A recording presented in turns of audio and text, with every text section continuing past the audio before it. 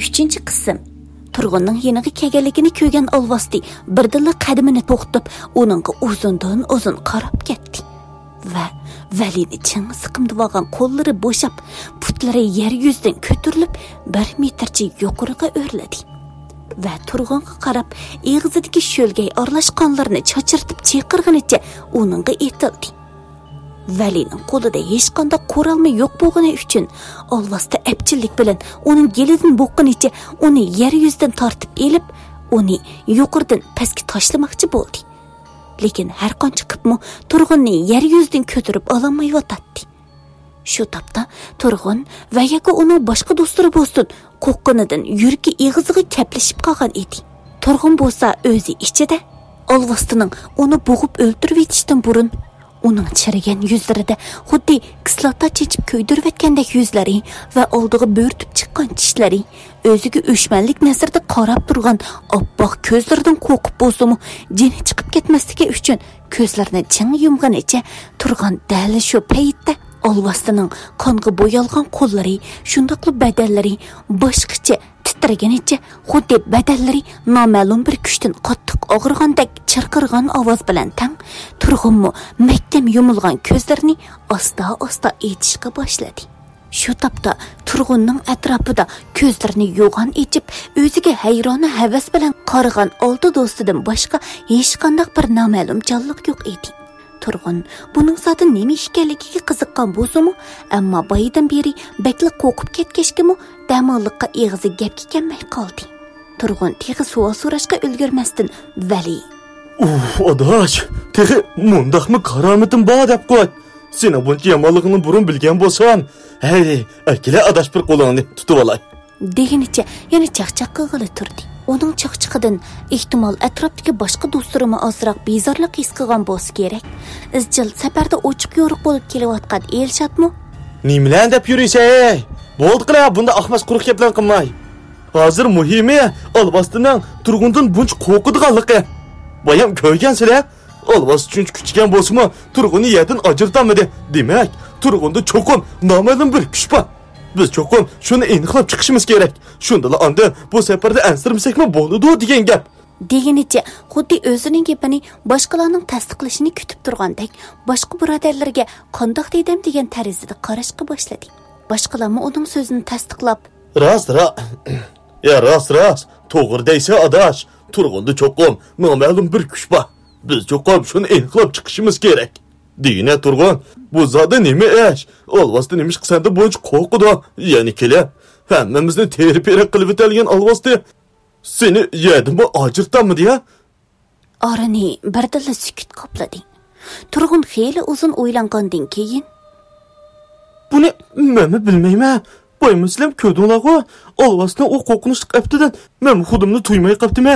Ko'zlarimni yumib, jinim chiqib ketmaslik uchun beshim kayani ko'ray deb indamay turib oldim. Texi men Olvasti meni shupiti yutguncha meni u dunyoga ip qo'yamken deb o'ylagan. Lekin undaq bo'lmadi. To'satla uning badallari titrab, ovozim boshqachalar meni qo'yib atganda ondan uning ketganligini his qildim. Ko'zlarimni asta ochdim. Uningda burun nima ish bo'lganligini men bilmayman." Deganicha do'stlariga savol nazarda qaradi. Boyidan beri o'zining deganlaridan xijil bo'lib turgan Vali tezli yana gapga qo'shiq selib, "Haras, boysizlar, hammalar ko'zinglarni yummagan vaqtda men Turg'unni ko'tarib olgan heliqi Parizatning ko'zlaridan boshqacha mehrni sezgandek bo'ldim." deyishi bilan Elshot yana qopoqlarini turib Valiga satparni qarab, eg'iz ochay deyishi bilan Vali: "Voy bo'ldi, chaqchaq qilib qo'ydim. Parizat deb qo'ysam, yana menga xafa bo'lib qopoqlarini chalib chiqqan g'o'rda qilib ketding ha? Sizlar diqqat qilmadinglar. Olvasti yo'q qilishdan burun yuzlarida g'alit nur paydo bo'ldi. Shundaqli Turg'unning bo'yimi o'zigacha bir xil yeshil rangli nur chiqarishga boshladi. Olvasti shu hamon qattiq chayqirgancha Turg'unni qo'yib berib, qechishga ulgurmasdan tutundek kuli ko'k so'rilib ketdi. Demak, Turg'unning bo'ynida cho'qim bir narsa bo'lish kerak." Deganicha Turg'unning mahkam etilgan yoqasini echib, Turg'unning bo'ynidagi angushtarni qo'liga oldi. Angushtar turg'unning bo'yindan chiqishi bilan qayoqlardan dur kelgan bir do'p qag'ila qaqildashganicha noma'lum bir xil xeyb xatardan balgi berib, shundaqla shumliqning ularga yaqinlashayotganligidan derak berib o'tib hammasi qo'rqinishcha. Hey, nima turg'unning bo'yniga esilib yuraysa, tez bo'l. Uni bo'yidagi angishlarni joyiga sep qo'y. Deginicha Valiga vaqirdi. Vali damolliqi esini tepib bo'lolmay, qo'li angishlardan ajrishi bilan tang. Qattiq bo'ron chiqib, atrofni birdilla tuman qoplashga boshladi. Ko'tarilgan bu qattiq tumandan butun atrof g'uvo holatga o'tgan edi. Ularmu bir-birining chiroyini aron farqlantirganicha, qandoq qilarini bilolmay qolgan paytda turg'un qattiq vaqirganicha bir-biringlarning qo'lini mahkam ching tutinglar. Bu yana alvoslarni bizga qo'yib-atgan qiltiqqa o'xshaydi. Ininglarga ilib olgan qo'lchiroqni yo'ritinglar. Tez bo'linglar. Deginicha do'stlarga qarab vaqirashga boshladi. Ularning hammasi so'mkalardan qo'lchiroqlarni elib yo'ritganicha bir-birining qo'llarini mahkam tutib, o'zaro yondashib turdi. Intayin qo'rqinchliq va sat kulgan ovoz bilan tang qop-qora qarliqidan mushu g'uva tutun orasida hech nimani farq etmaydigan holatda turgan turg'unlarning ko'zlariga o'z ayni vaqtda ko'rayotgan egizligi najjus xulachka go'dak oppoq tishlari qop-qora yuzlaridan bo'rtib shik tarafga hengiyib chiqqan xuddi timsohninkidek o'tkir va qo'rqinchli ko'rinadigan qo'riq bosgan javg'aylardan bo'lsa chilak bilan qo'ygandek to'kilayotgan sho'lgaylari, qop-qora uzun tirnoqlari, xuddi mitis qo'yninkidek qop-qora uzun budur-budur tuklar bilan qoplangan mo'rillari bu maxluqni to'limi bahayvat va qo'rqinchli ko'rsatib turadi. Ularning hammasi qo'rqinidan g'al-g'al titrashga boshlagan dal shu paytda ular yo kulishini yo yig'lashini bilolmay qoldi. Chunki bu alvosning ovozi o'zining mushu hozirgi turqiga mos kelmagan holatda to'lima hayjiviy va ko'tkirik chiqyotdi. Nimaga qarab turibsan? Voyimni yordam bo'lsa, Alloh qachon Allohning yemiga olib ketishadi. Sen nega etmoqni yo'q? Yem qo'ygan o'pkada qarab turibsan. Senlarni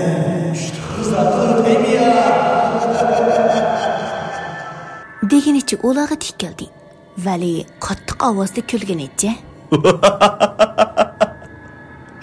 Birodarlar, boydan beri qanday qo'rqinchli narsa deb buni yo'g'on apti qarab, qo'rqib, lag'ildab titrab ketibdi. Buning ovozidan 8 yoshli qiz bolami qo'chaq olvosdan ko'rgandek qo'rqmas balkim-a? Deginicha oldidagi bu olvosni zangliq qilyotdi. Turg'un bo'lsa, bularga qarab tarni turganicha Ay, birdan jim tur adash. Uni gapini anglab boqmaydimi? deb olvosdan qarab Kechir, boyam do'stim, sening ziding tegadigan gapni qilib qo'ydi. Sendan so'rab boqsam, sen zodi kim-o? Nima uchun bizga yordam qilasan? Turg'unning gapining oxiri amdi tugishiga olvosda yana g'alati ovoz chiqarib Men boydan beri sizlarni qo'rqitib, sizlarga ziyonkesh qilmoqchi bo'lgan olvosga o'xshayman. Biz olvosdilarmi? Ikki xil turga bo'linamiz. Bir taraf yaxshi taraf, yana bir taraf eski taraf. Ammo har ikki elimiz o'zimizning manfaatini o'ylaymiz. Sizlarga yordam qilishim kisava. Sizlar bormoqchi bo'lgan ochiq oltin o'rnida mening yana bir juftim bor. Faqat ikkimiz bir yerga kelsaklar, ondan odamzodga oylana olaymiz. Oltin o'rniga ta hozirgacha bir odamzod yiqilishib boqmadi. Ko'pincha odamlarmi bundaq bir o'rdining bor ekanligini bilmaydi. Sizlarni men undan ayrilib hozirgi kayut saqlab tunji oltin o'rdiga munosabat qilishni bilgan va shu yerga bormoqchi bo'lgan odam dal sizlar. Shuning uchun sizlarning yordamingizga muhtojman. Men shundaqla sizlar oltin o'rdini topqucha men izchil turda sizlarga yordam qilaman. Qani, elinglar bu oltin o'rdining to'tal yer xaritasi.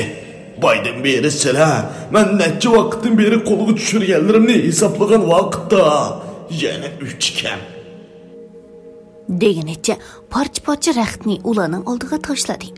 Ular xushal bo'lishqanicha oldidagi bu yo'g'on sifat olvastiga rahmat aytqanicha yo'lini davomlashtirmoqchi bo'ldi. Agar sizlar mana jarayonda yordamga muhtoj bo'lsanglar, Simfol degan ismni shu qidim chaqirsanglar, men qayerda bo'lsam, ovozinglarni anglab binolarga hozir bo'laman. Sizlarga yana bir narsani aytib qo'yay. Oltin O'rda kirgandan keyin mening juftimning ismi Semafor. Uning ismini tuz o'qimay, kaynidan oldiga qarab o'qinglar. Ya'ni Rofa emas.